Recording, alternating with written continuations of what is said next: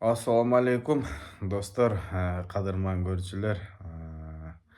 Ушул Жантөре 93 YouTube каналын ар дайым колдоп келип аткан жамаат, амансыздарбы?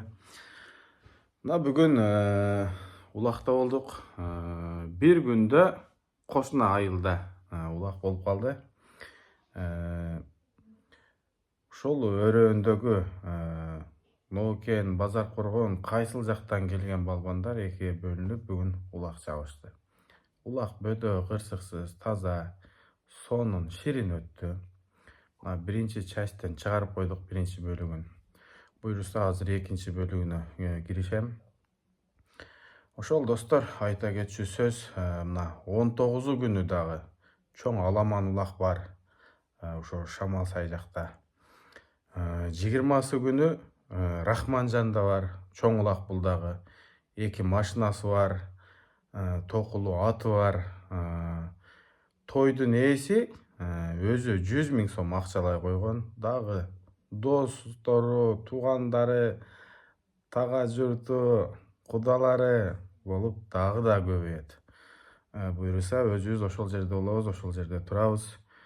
21-и Лелин жолдо Өскөн аканын үйүндө улак болот. Ал дагы чоң улак.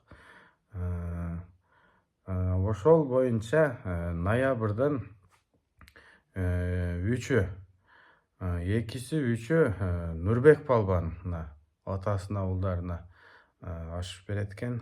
Ал жерде да чоң аламан улак болот. Уккан кулак келе бересиздер. Ушул видеону болушунча таратып коюңуздар. Бекер лайктан басыңыздар. Кудайым, Аллахым оматыбызды берсин. Тойлордо кезиккен ар бирибизге насип кылсын.